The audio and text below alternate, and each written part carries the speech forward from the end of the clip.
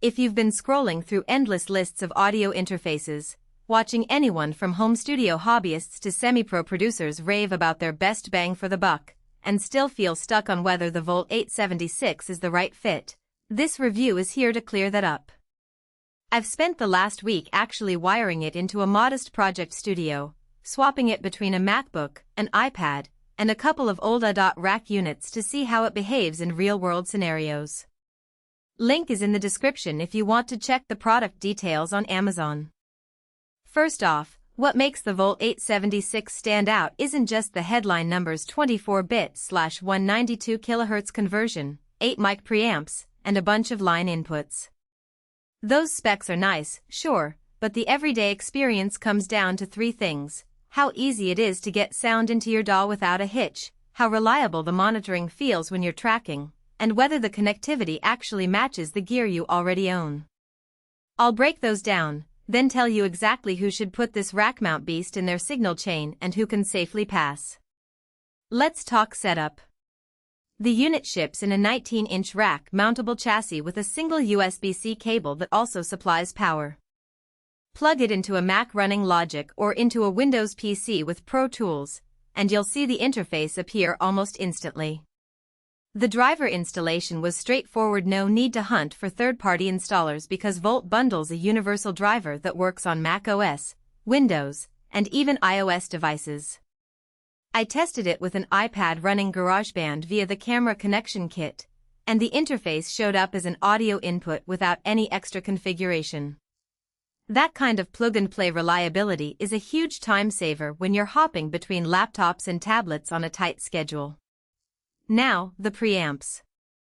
Having 8 Class A mic preamps feels like a luxury when you're only recording 2 vocalists, but it becomes a real advantage if you run a small ensemble or need to capture a drum kit and a couple of DI guitars simultaneously. I hooked up a Shure SM57 on the snare, a condenser for the overheads, and a couple of line-level synths. The preamps delivered a warm, clean gain with a solid 60 dB of headroom, meaning I could push the gain to capture quiet sources without worrying about clipping. The onboard Talkback mic also proved handy. Press the button, speak into the built-in mic, and the control room can hear you instantly on any connected headphones. For engineers who need that quick internal communication during multitrack sessions, it's a small but thoughtful addition. Latency is where many interfaces stumble, but the Volt lives up to its ultra-low latency monitoring claim. In a live recording test, I routed a live guitar through the 2 instrument inputs while monitoring directly from the interface's headphone output. The round-trip delay felt negligible, well under the 5 milliseconds threshold most musicians find tolerable. That means you can play along with a backing track without the distracting lag that forces you to compromise on timing. The TAPH100 headphone pair that comes bundled also performed decently. Its bass response is balanced enough for mixing decisions, though power-hungry headphones will need a dedicated amp.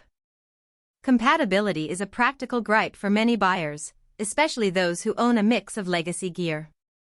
The Volt 876 sports a range of line and instrument inputs, but it's worth noting that the instrument inputs are high-Z, so plugging in a line-level synth directly would need a DI box or a level adjusting pedal to avoid an overload. On the output side, the unit offers both analog-inch TRS and an A. optical port, giving you the flexibility to expand with external converters if you outgrow the 8 preamps. In my tests, the A. sync held perfectly steady when I linked 2 additional Focusrite Scarlett 18i8 units for a 24-input setup. No clicks, no pops. Who should buy the Volt 876? If you're a small to medium project studio that already owns a rack or is planning to build one, this is a solid workhorse. The 8 mic preamps let you record a full band without constantly swapping cables, and the low latency monitoring makes real-time performance feel natural.